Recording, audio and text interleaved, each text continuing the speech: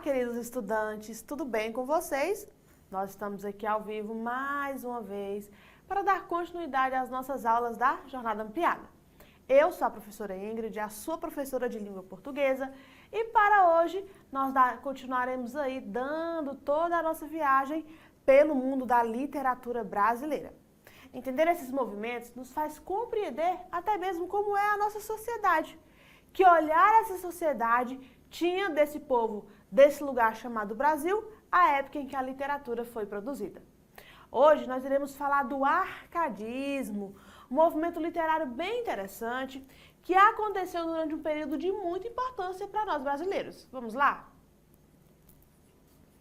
Então, para a gente conceituar, porque é importante o conceito para você entender do que a gente está falando,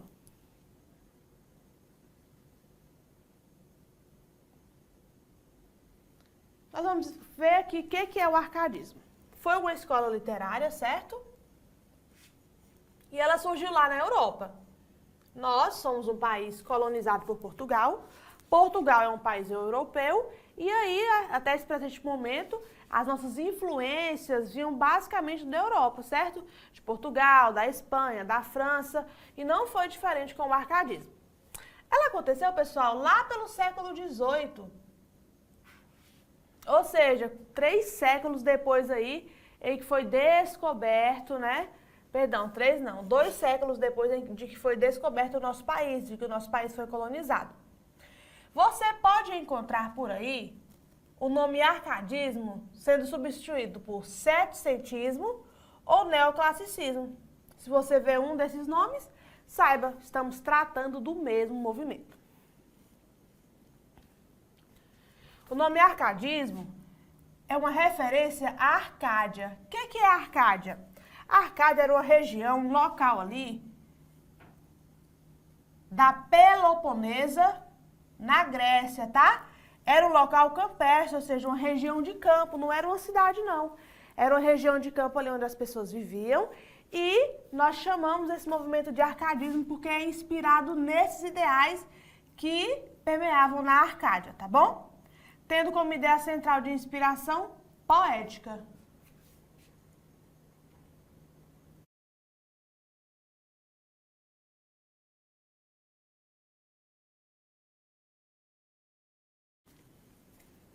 Então, por que é que os nossos poetas se inspiravam na Arcádia a ponto do movimento receber esse nome? Porque a Arcádia, como eu acabei de falar para você, era um lugar ali de campo, onde as pessoas viam a paz, a natureza, aquela vida natural, né? Afinal, no século XVIII na Europa, as metrópoles já estavam surgindo, né?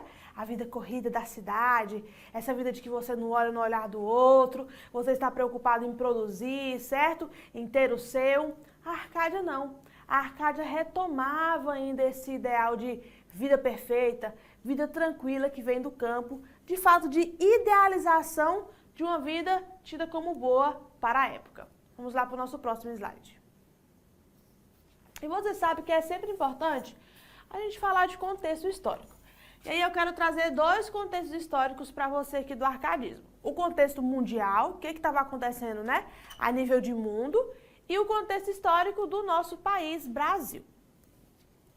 Quando eu falo de contexto mundial, nós temos aqui um ponto importantíssimo que foi o quê? A expansão das ideias iluministas por toda a Europa. O que eram essas ideias iluministas? O iluminismo ele foi um movimento político, filosófico, que ele visava o quê?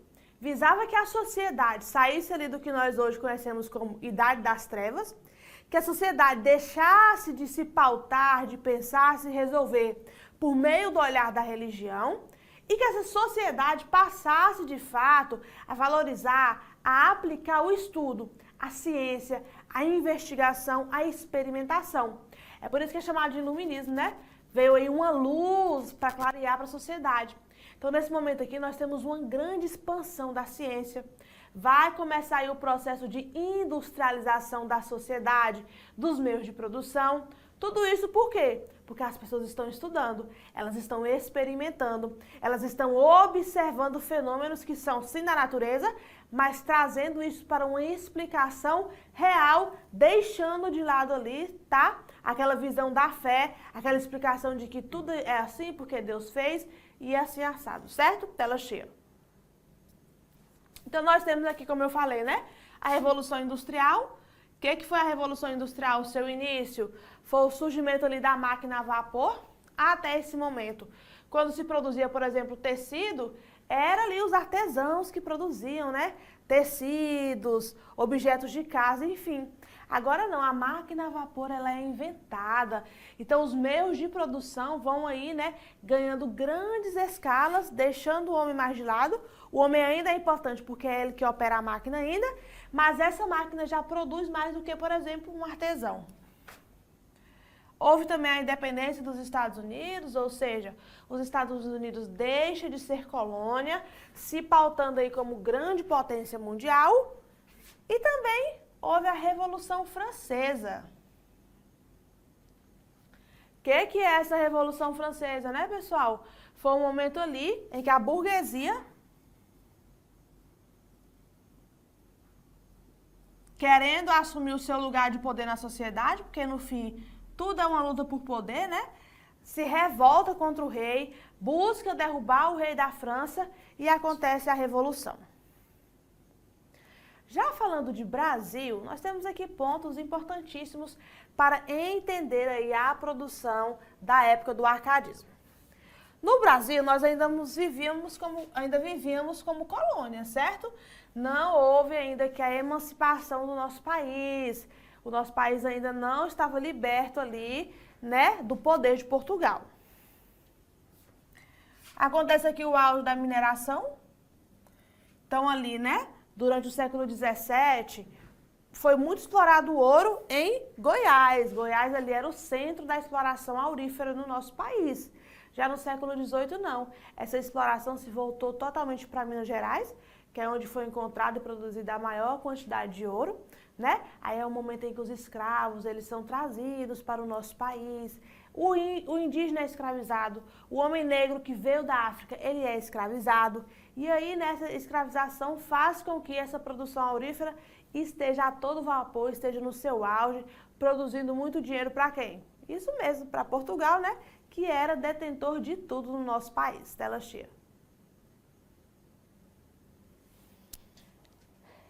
E aí nós temos dois pontos aqui que se ligam e que para mim é o mais importante para você aqui quando nós estamos falando de arcadismo. Nesse momento aqui vai surgir uma elite intelectual formada principalmente em Coimbra. O que é Coimbra? Coimbra é uma cidade de Portugal, onde tem a Universidade de Coimbra. Se a gente retomar um pouquinho aqui a história do nosso país, você sabe, né? Nós fomos colonizados por Portugal. Então, aqui, naquela época, século XVIII ainda, a elite que existia do nosso país é uma elite que ela é totalmente originária de Portugal. São pessoas ou que vieram de Portugal ainda, ou são descendentes diretos dessas pessoas que chegaram aqui e exploraram a terra, o pau-brasil, o ouro e assim por diante. Tela cheia. Então, o nosso país, ele ainda não possuía universidades de referência, tá bom? Para formar quem? Os filhos dessa elite. Então, essas pessoas, né? Esses filhos nasciam, faziam sua base aqui no nosso país, né? Sua base educacional. Contudo, no momento de se formar na universidade, eles voltavam para Portugal para estudar na Universidade de Coimbra. São essas pessoas, esses estudantes, essa chamada elite intelectual, que vai fazer um movimento de contestação política, ou seja, um movimento que contestava o poder que Portugal ainda tinha sobre o nosso país. A esse movimento nós chamamos de Inconfidência Mineira. Não teve sucesso, eles não conseguiram o que queriam, né, que era a emancipação do nosso país, que era fazer com que o Brasil deixasse de ser colônia. Contudo, de certa maneira, contribuíram sim para que mais tarde isso ocorresse, porque foram os primórdios desses movimentos dentro do nosso país. Perfeito? Então a gente já vai para o próximo slide.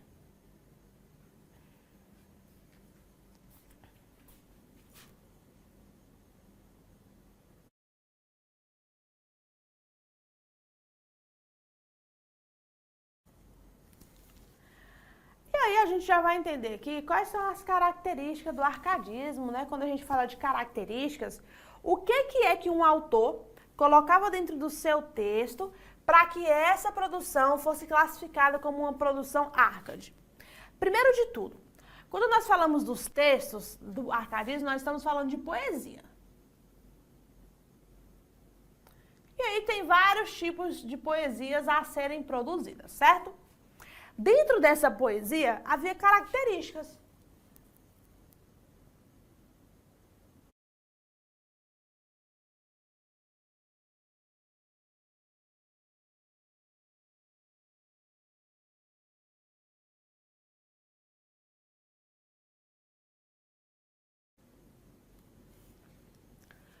A primeira, e muito importante para você entender, e que está ligado ali ao contexto histórico que nós falamos, é o racionalismo.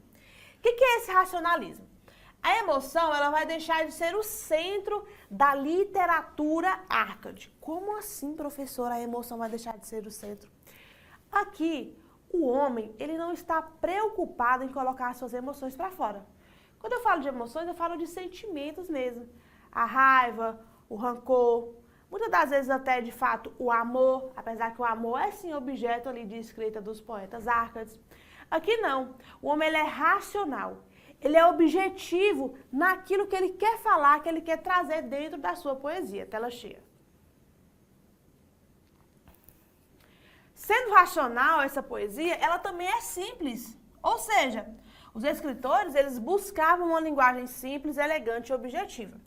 A gente costuma muito comparar o arcadismo ali, né, com o barroco. Lembra das nossas aulas aqui sobre o barroco, onde nós discutimos, né? Falamos que o barroco gostava bastante ali de abusar das figuras de linguagem, dos jogos de palavras, construindo duplo sentido ali nos textos. A poesia arcade vem totalmente contrária a isso. Ela não quer produzir duplo sentido, ela não quer trabalhar com jogos de palavras, ela não tem essa exploração incisiva ali nas figuras de linguagem.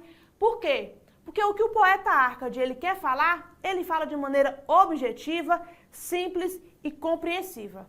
Tudo certo? Vamos para o nosso próximo slide, então. Temos aqui o bucolismo. O que é bucolismo? Essa valorização da vida no campo. Por quê? Porque parece que morar no campo é o ideal de felicidade que o homem arcade ele tem naquela época, né? Nós falamos, o nome chama arcadismo, porque é inspirado na Arcádia, um lugar campestre, certo? Lá da Grécia. Então, aqui há uma valorização desses elementos do campo. O campo é idealizado como um lugar perfeito para o homem viver, com saúde, com felicidade, com força. Tudo bem? Tela cheia para nós.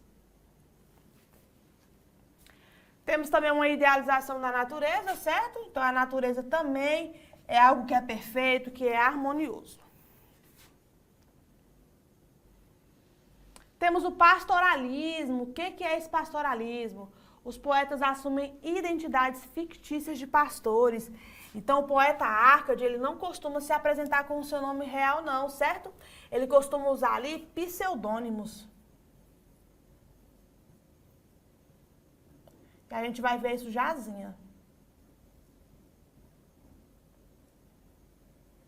Ele não assina o seu nome real, o seu nome de batismo, ou até mesmo o nome artístico pelo qual ele era conhecido ali na sociedade, não.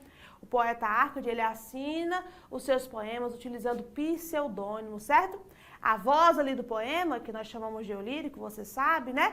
É a voz de um pastor, de um homem do campo, né? Que está envolvido em todo aquele cenário ali. Tela cheia. E por fim, outra característica importantíssima é o amor idealizado. Não apresenta conflitos intensos, como, por exemplo, os que vão aparecer no romantismo, né? No romantismo, nossa próxima escola literária, nós vamos entender que o quê? Que o escritor do romantismo, ele traz esse conflito, né? Daquele amor que não é correspondido, aquele conflito, né? Entre pai e filho, entre famílias. Não, aqui não. Aqui esse amor é idealizado. É um amor perfeito. O poeta arcade, ele olha ali para a sua amada, ele a descreve, ele fala bem dela, ele coloca esse sentimento para fora, mas não de maneira, né, incisiva, não dessa maneira que vem discutir o sentimento, como, por exemplo, nós veremos no romantismo. Tudo bem? Agora, antes da gente finalizar a nossa aula, quero trazer para você os principais autores que nós tivemos aí no arcadismo brasileiro.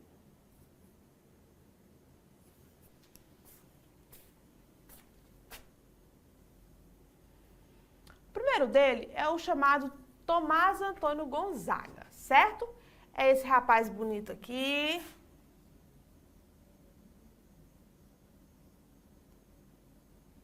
Esse galã aí dos anos 1700. E ele é o autor mais conhecido do nosso período. Por quê? Porque sua poesia é mais pessoal e é amorosa, certo? Então ele retrata muito ali, com bastante pessoalidade, o amor.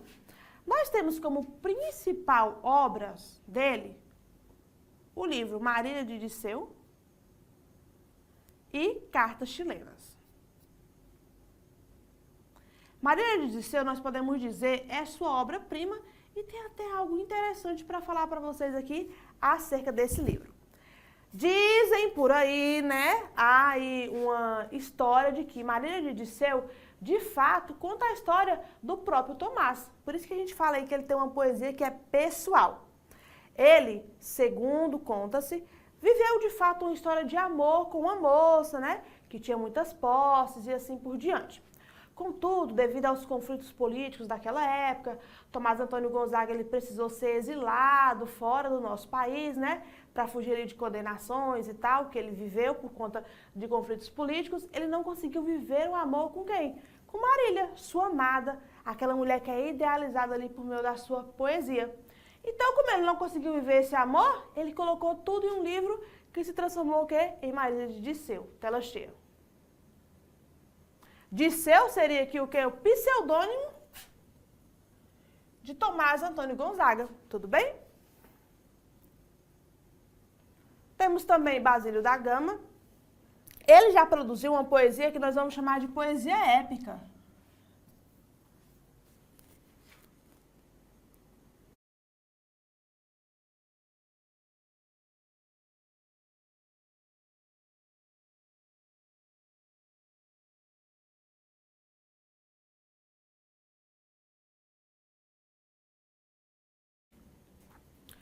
A poesia épica, pessoal, ela é uma poesia que ela vai tirar o amor do foco, o sentimento, e ela coloca o homem no foco. Como assim o homem no foco? Quando nós temos uma poesia chamada de épica, ela vai ter ali sempre um herói, tá?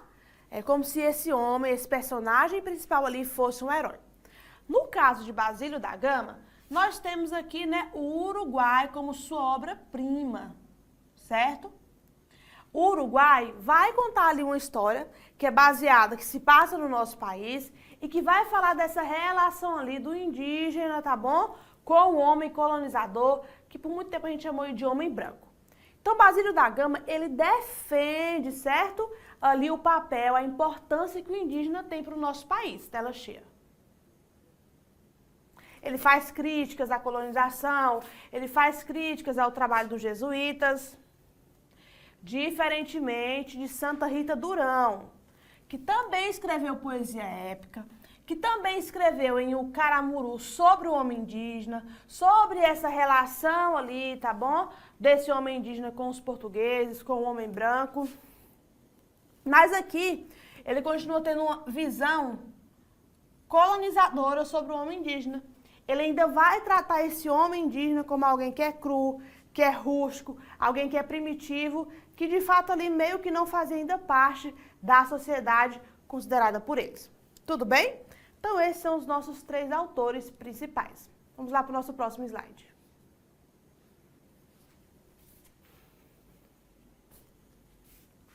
Nós temos aqui agora a nossa atividade de fixação. E vai ser uma única atividade, tá bom? Uma única questãozinha aqui para a gente poder aprimorar, né? Testar se nós estamos entendendo o que é arcadismo. Eu vou até dividir aqui para vocês, que eu não quis colocar o texto separado para não dar trabalho para vocês, tá bom? Então, desse lado aqui nós temos o texto e aqui no 1 é a nossa questão, tá? Então, você vai ler o nosso texto, como eu pedi, ler o trecho a seguir e responder a nossa questão depois. Para isso, eu vou dar para você o tempo aí de 5 minutinhos. Você faz tranquilamente e eu volto mais uma vez ao vivo para nossa correção, tá? Quero sua interação, quero sua resposta aí no nosso chat, me dizendo o que você respondeu e por que você respondeu dessa forma. Vamos lá, 5 minutinhos.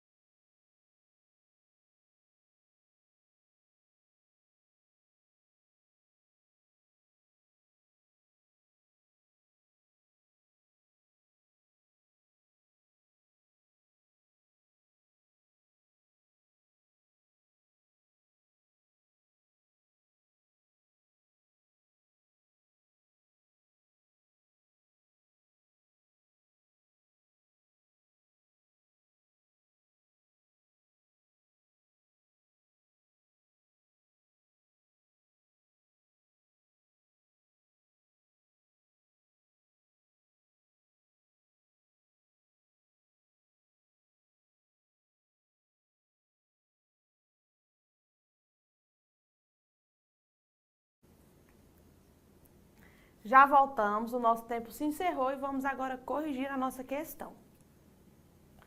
Você, aluno do Jornada Ampliada, já sabe, né? Primeiro a gente lê aqui o comando da questão e depois vamos ao texto buscar a informação. Diz assim a nossa questão: a partir da leitura do texto e das características do arcadismo, conclui-se que a visão de mundo expressa no poema está relacionada a...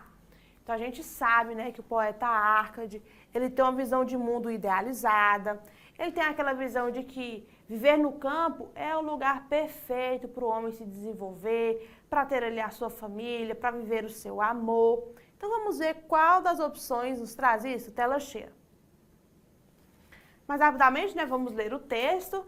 É um texto adaptado do poema Marília de Dirceu, do Tomás Antônio de Gonzaga, que nós já citamos aqui. Vai dizer assim, abre aspas: enquanto pasta alegre o manso gado, minha bela Marília, nos sentemos à sombra deste cedro levantado. Um pouco meditemos na regular beleza que em tudo quanto vive nos descobre a sábia natureza. Então ele fala aqui, né, de maneira idealizada de quem? De Marília, sua amada. Ele fala sobre a natureza, né, dizendo que o gado é manso, dizendo que a natureza é sábia. Então nós vemos aqui essa valorização da natureza que nós já citamos. Ele chama Marília, né, para que eles ali venham se sentar naquele lugar, aproveitar a sombra. Olha aqui, trazendo o campo como um lugar perfeito para se viver. Vamos ver as opções. Letra A, valorização da religiosidade? Não, né? Aqui o poeta Árcade, ele é um poeta de uma época em que a religiosidade ela estava sendo deixada de lado, né? O teocentrismo saiu de ação e passou-se a valorizar o homem de fato, né? Certo? Então aqui não tem como ser a letra A. Letra B, exaltação da vida simples e da natureza, inspirada em ideais clássicos? Sim, né, pessoal? Olha ele dizendo aqui que a natureza é sábia, querendo estar ali à sombra dessa natureza, certo? Então, provavelmente letra B será a nossa resposta, mas vamos averiguar as outras. Letra C, manifestação do nacionalismo romântico? Não, pessoal. O nacionalismo nós passaremos a vê-lo ali a partir de fato do romantismo, tá? Aqui esse nacionalismo, essa exaltação da pátria, do que nós temos aqui como recurso ainda não acontece dentro da escrita. E letra D, crítica ao avanço da industrialização e às transformações sociais provocadas pela Revolução Industrial? Também não, tá? Aqui o nosso poeta, ele não está preocupado em criticar transformações sociais, não, né? Quando nós falamos, por exemplo, do arcadismo no Brasil, o máximo ali que o nosso poeta vai criticar vai ser o quê? A ação do homem colonizador, juntamente também com o fato do Brasil ainda estar colonizado, do Brasil não ter conquistado a sua independência. Então, nós ficamos com a letra B como a nossa resposta realmente, tá bom? E assim, nós encerramos a aula de hoje. Agradeço muito a sua companhia e não se esqueça, dedique-se agora em sala de aula com o seu professor presencial às atividades que com muito carinho nós desenvolvemos para você, tá bom? Fique com Deus, fique em paz e até uma próxima oportunidade. Tchau!